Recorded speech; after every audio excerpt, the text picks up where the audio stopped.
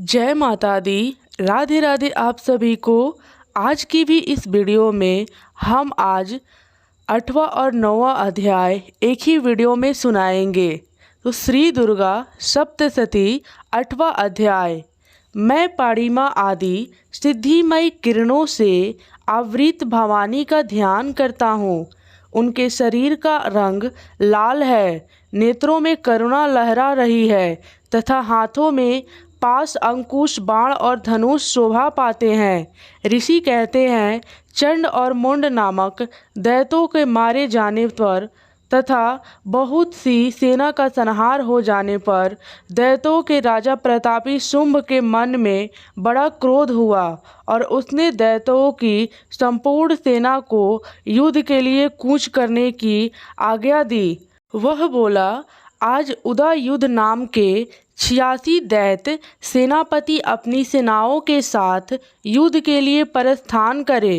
कंबू नाम वाले दैत्य के 84 सेनानायक अपनी वाहिनी के घिरे हुए यात्रा करें। 50 कोटि वीर्य कुल के और 100 धर्म कुल के असुर सेनापति मेरी आज्ञा से सेना सहित कूच करें। कालक दोहर्द मौर्य और काल के असुर भी युद्ध के लिए तैयार हो मेरी आज्ञा से तुरंत प्रस्थान करे। भयानक शासन करने वाला असुर राज शुंभ इस प्रकार आज्ञा दे सहस्त्रों बड़ी बड़ी सेनाओं के साथ युद्ध के लिए परिस्थित हुआ। उसकी अत्यंत भयंकर सेना आती देख चंडिका ने अपने धनुष की टंकार से पृथ्वी और आकाश के बीच भाग गुंजा दिया। राजन, तदंतर देवी के सिंह ने भी बड़े जोर जोर से दहाड़ आरंभ किया। फिर अंबिका ने घंटे के शब्द से उस ध्वनि को और भी बढ़ा दिया। धनुष की टंकार, सिंह की दहाड़ और घंटे की ध्वनि से संपूर्ण दिशाएं गूंज उठी। उस भयानक शब्द से काली ने अपने विकराल मुख को और भी बढ़ा लिया तथा इस प्रकार से वो विजयनी हुई। उस तुमुल नाद को सुनकर दैत्यों की सेनाओं ने चारों ओर से आकर चंडिका देवी सिंह तथा काली देवी को क्रोधपूर्वक घेर लिया। राजन, इसी बीच में असुरों के विनाश तथा देवताओं के अभय के लिए ब्रह्मा, शिव, कार्तिकेय, विष्णु तथा इंद्र आदि देवों की शक्तियाँ जो अत्यंत पराक्रम तथा बल से संपन्न थी, उनके शरीर से निकलकर उन्हीं के रूप में चंडिका देवी के पास गई। जिस देवता का जैसा रूप, जैसा वेशभूषा और जैसा वाहन है, ठीक वैसे ही साधनों के संपन्न हो उसकी शक्ति असुरों से युद्ध करने के लिए आई। सबके पहले हंस युक्त विमान बैठी हुई अक्षसूत तथा कमंडलू से सुशोभित ब्रह्मा जी की शक्ति उपस्थित हुई, जिसे ब्राह्मणी कहते हैं। महादेवी जी की शक्ति विशंभ पर अरूढ़ हो, हाथों में श्रेष्ठ त्रिशूल धारण किए, महानाग का कंकड़ पहने, मस्तक में चंद्र रेखा से विभूषित हो वहां आ पहुंची। कार्तिकेय जी की शक्ति रूपा जगदम्बिका उन्हीं का रूप धारण किए श्रेष्ठ मयूर पर आरूढ़ हो, हाथ में शक्ति लिए दैत्यों से युद्ध करने के लिए आई। इसी प्रकार भगवान विष्णु की शक्ति गरुड़ पर विराजमान हो, शंख चक्र गदा शंख धनुष आदि खंडक हाथ में लिए वहां आई। अनूप यज्ञ वराह का रूप धारण करने वाले श्री हरि की जो शक्ति है, वह भी वराह शरीर धारण करके वहां उपस्थित हुई। नरसिंह शक्ति भी नृसिंह के समान शरीर धारण करके वहां आई। उसकी गर्दन के बालों से झटके से आकाश के तारे बिखरे पड़ते थे। इसी प्रकार इंद्र की शक्ति ब्रज हाथ में लिए गजराज ऐरावत पर बैठकर आई। उसके भी सहस्त्र नेत्र थे। इंद्र का जैसा रूप है वैसे ही उसका भी था। तदंतर उन देव शक्तियों से घिरे हुए महादेवी जी ने चंडिका से कहा, मेरे प्रसन्नता के लिए तुम शीघ्र ही इन असुरों का संहार करो। तब देवी के शरीर के अत्यंत भयानक और परम उग्र चंडिका शक्ति प्रकट हुई। 100 सैकड़ों गिद्धड़ों की भांति आवाज करने वाली थी। उस अपराजिता देवी के धूमिल चटाने वाली महादेवी जी से कहा, भगवान आप शुंभ निशुंभ के पास दूत बनकर जाइए और उन अत्यंत गर्विल दानव शुंभ और निशुंभ दोनों को कहिए, साथ ही उनके अतिरिक्त भी जो दानव युद्ध के लिए वहां उपस्थित हो उनको भी यह संदेश दीजिए, दैत्यों को यदि तुम जीवित रखना चाहते हो तो पाताल को लौट जाओ, इंद्र को त्रिलोकी का राज्य मिल जाए और देवता यज्ञ भाग का उपभोग करें। यदि बल के घमंड में आकर तुम युद्ध की अभिलाषा रखते हो तो आओ, मेरी सिवाय तुम्हारे कच्चे मांस से तृप्त हो। चूँकि इस देवी ने भगवान शिव के दूत के कार्य में नियुक्त किया था, इसलिए वह शिवदूती के नाम से संसार में विख्यात हुई। वे महादैत्य भी भगवान शिव के मुंह से देवी के वचन सुनकर क्रोध में भर गए और जहाँ कात्यायनी विराजमान थी उस ओर बढ़े। तदंतर वो महादैत्य अमर्ष में भरकर पहले ही देवी के ऊपर बाण शक्ति और विशिष्ट आदि अस्त्रों की विशिष्टि करने लगे। तब देवी ने भी खेल खेल में ही धनुष की टंकार की और उसे छोड़े हुए बड़े बड़े बाणों द्वारा दैत्यों को चलाते हुए बाण शूल शक्ति और फारसों को काट डाला। फिर काली उनके आगे होकर शत्रुओं को शूल के प्रहार से विदर्न करने लगी और खंडक वांग से उनका कुचुमर निकालते हुए रणभूमि में विचरने लगीं। ब्राह्मणी भी जिस जिस ओर दौड़ती उस ओर अपने कमंडलू का जल छिड़ककर शत्रुओं को ओज और पराक्रम को नष्ट कर देती थीं। माहेश्वरी ने त्रिशूल से तथा वैष्णवी ने चक्र से और अत्यंत क्रोध में भरी हुई कुमार कार्तिकेय की शक्ति ने शक्ति से दैत्यों का संहार आरंभ किया। इंद्र शक्ति के ब्रज प्रहार से विदर्न हो सैकड़ों दैत्य दानव रक्त के धारा बहाते हुए पृथ्वी पर सो गए।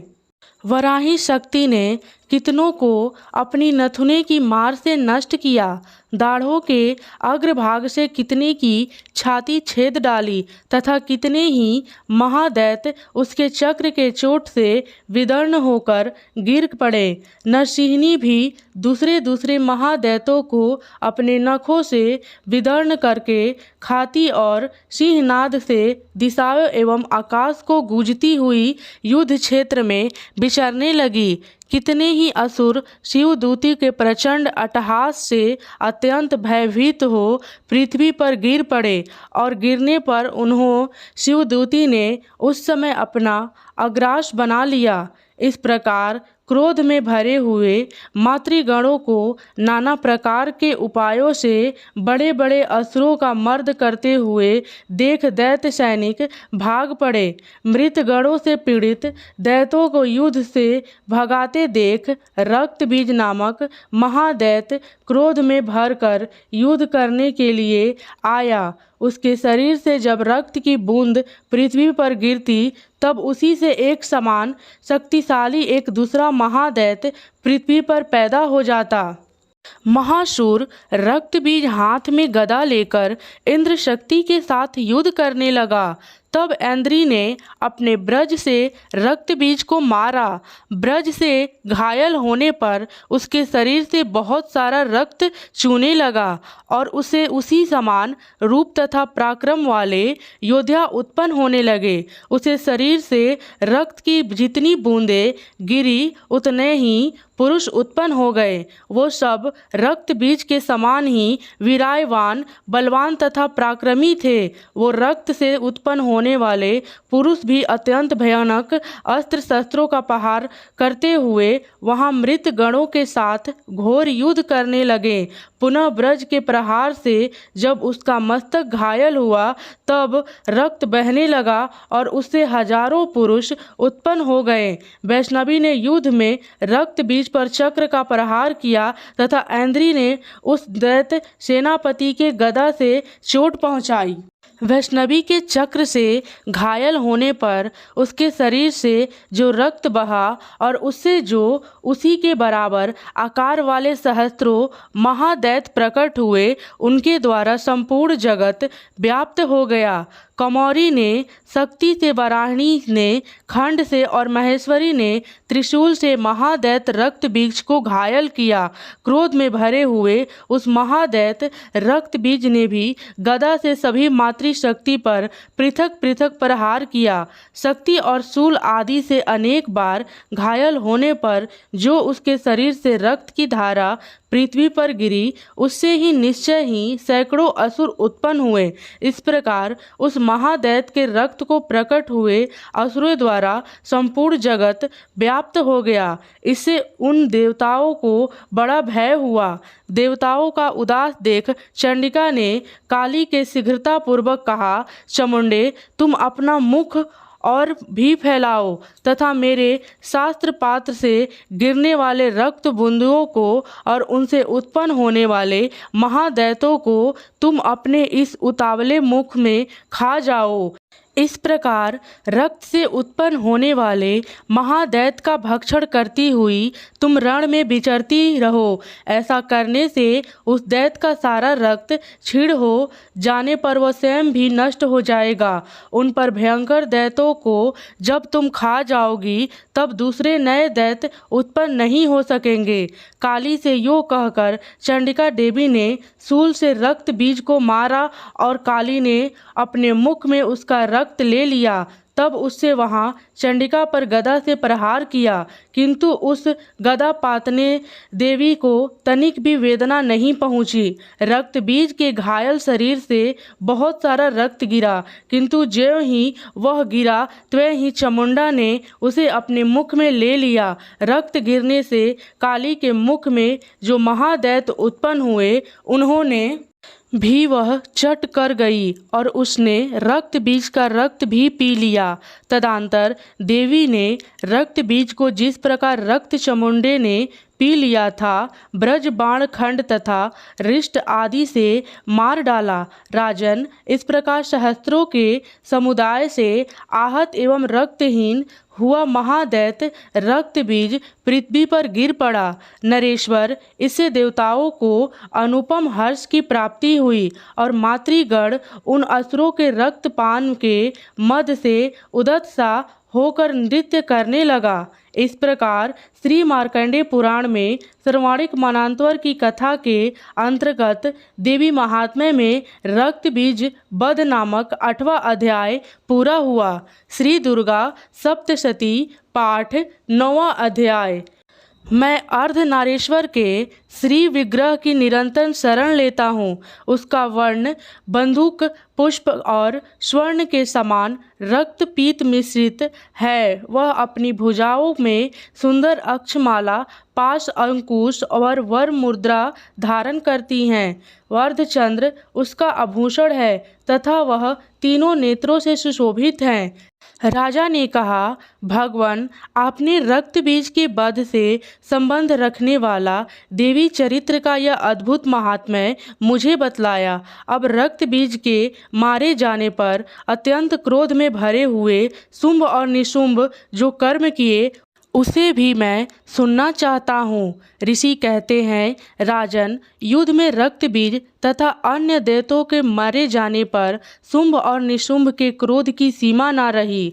अपनी विशाल सेना इस प्रकार मारी जाती देख निशुंभ अमर्ष में रह भर कर देवी की ओर दौड़ा। उसके साथ असुरों की प्रधान सेना थी। उसके आगे पीछे तथा पार्श्वर भाग में बड़े बड़े असुर थे, जो क्रोध में ओठ चबाते हुए देवी को मार डालने के लिए आए। महापराक्रमी शुंभ भी अपनी सेना के साथ मातृगणों से युद्ध करके क्रोधवश चंडिका को मारने के लिए आ पहुंचा। तब देवी के साथ शुंभ और निशुंभ का घोर संग्राम छिड़ गया। वो दोनों दैत्य मेघों की भांति बाणों की भयंकर वृष्टि कर रहे थे। उन दोनों के चलाए हुए बाणों को चंडिका ने अपने बाणों के समूह से तुरंत काट डाला और शस्त्र समूहों की वर्षा करके उन दोनों दैत्यपति के अंगों भी चोट पहुंचाई। शुंभ ने तीखी तलवार और चमकती हुई ढाल लेकर देवी के श्रेष्ठ वाहन सिंह के मस्तक पर प्रहार किया। अपने वाहन के चोट पहुँचने पर देवी ने क्षुरप्रिय नामक बाण से निशुंभ की श्रेष्ठ तलवार तुरंत ही काट डाली और उसकी ढाल को भी उसमें 8 चांद चढ़े थे खंड खंड कर दिए। ढाल और तलवार के काट जाने पर उस असुर ने शक्ति चलाई, किंतु सामने जाने पर देवी ने चक्र से उसकी भी 2 टुकड़े कर दिए। अब तो निशुंभ क्रोध से जल उठा और उस दानव ने देवी को मारने के लिए शूल उठाया, किंतु देवी ने समीप आने पर उसे भी मुक्के से मारकर चूर्ण कर दिया। तब उसने गदा घुमाकर चंडी के ऊपर चलाई, परंतु वह भी देवी के त्रिशूल से काटकर भस्म हो गई। तदंतर दैत्यराज निशुंभ को फारसा हाथ में लेकर आते देख देवी ने बाण समूहों से घायल कर धरती पर सुला दिया। उस भयंकर पराक्रमी भाई निशुंभ के धराशायी हो जाने पर शुंभ को बड़ा क्रोध हुआ और अंबिका का वध करने के लिए वह आगे बढ़ा। रथ पर बैठे बैठे ही उत्तम आयुधों से सुशोभित अपनी बड़ी बड़ी 8 अनुपम भुजाओं से समूचे आकाश को ढक कर वह अद्भुत शोभा पाने लगा। उसे आते देख देवी ने शंख बजाया और धनुष की प्रत्यंचा का भी अत्यंत दुस्साहस शब्द किया। साथ ही अपने घंटे के शब्द से जो समस्त दैत्य सैनिकों का तेज नष्ट करने वाला था, संपूर्ण दिशाओं को व्याप्त कर दिया। तदंतर सिंह ने भी अपनी दहाड़ से, जिसे सुनकर बड़े बड़े गजराजों का महान मद दूर हो जाता था, आकाश पृथ्वी और 10 दिशाओं को गुजा दिया। फिर काली ने आकाश में उछलकर अपने दोनों हाथों से पृथ्वी पर घात किया। उससे ऐसा भयंकर शब्द हुआ जिससे पहले के सभी शब्द शांत हो गया। तत्पश्चात शिवदूती ने दैत्यों के लिए अमंगलजनक अट्टहास किया। इन शब्दों को सुनकर समस्त असुर ठहर उठे, किंतु शुंभ को बड़ा क्रोध हुआ। उस समय देवी ने जब शुंभ को लक्ष्य करके कहा, ओ दुरात्मा, खड़ा रह, खड़ा रह। तभी आकाश में खड़े हुए देवता बोले, उठो, जय हो, जय हो। शुंभ ने वहां आकर ज्वालाओं से युक्त अत्यंत भयानक शक्ति चलाई। अग्निमय पर्वत के समान आती हुई उस शक्ति को देवी ने बड़े भारी लुकों से दूर हटा दिया। उस समय शुंभ के सिंहनाद से तीनों लोक गूंज उठे। राजन, उसकी प्रतिध्वनि से वज्रपात के समान भयानक शब्द हुआ, जिसने अन्य सब शब्दों को जीत लिया। शुंभ के चलाए हुए बाणों के देवी ने चलाए हुए बाणों को शुंभ ने अपने भयंकर बाणों द्वारा सैकड़ों और हजारों टुकड़े कर दिए। तब क्रोध में भरी हुई चंडिका ने शुंभ को शूल से मारा। उसके आघात से मूर्छित हो वह पृथ्वी पर गिर पड़ा। इतने में ही शुंभ को चेतना हुआ और उसने धनुष हाथों में लेकर बाणों द्वारा देवी काली तथा सिंह को घायल कर डाला। फिर उस दैत्यराज ने 10,000 बाहों बनाकर चक्रों के प्रहार से चंडिका को आच्छादित कर दिया। तब दुर्गम पीड़ा का नाश करने वाली भगवती दुर्गा ने कुपित होकर अपने बाणों से उन चक्र तथा बाणों को काट गिराया। यह देख निशुंभ दैत्य सेना के साथ चंडिका का वध करने के लिए हाथ में गदा ले बड़े वेग से दौड़ा। उसके आते ही चंडी ने तीखी धारा वाली तलवार से उसकी गदा को शीघ्र ही काट डाला। तब उसने शूल हाथ में ले लिया। देवताओं को पीड़ा देने वाले निशुंभ को शूल हाथ में लिए आते देख चंडिका ने वेग से चलाए हुए अपने शूल से उसकी छाती छेद डाली। शूल से विदीर्ण हो जाने पर उसकी छाती से एक दूसरा महाबली एवं महापराक्रमी पुरुष खड़ी रह कहता हुआ निकला। उसी निकलते हुए पुरुष की बात सुनकर देवी ठटकार कर हंस पड़ी और खंडक से उन्होंने उसका मस्तक काट दिया। फिर तो वह पृथ्वी पर गिर पड़ा। तदंतर सिंह अपनी दाढ़ों से असुरों की गर्दन कुचलकर खाने लगा। यह बड़ा भयंकर दृश्य था। उधर काली तथा शिवदूती ने भी अन्याय दैत्यों का भक्षण आरंभ किया। कमौरी की शक्ति से विदीर्ण होकर कितने ही महादैत्य नष्ट हो गए। ब्राह्मणी के मंत्रपूत जल से निषेध होकर कितने ही भाग खड़े हुए। कितने ही दैत्य महेश्वरी के त्रिशूल से छिन्न भिन्न हो धराशायी हो आए।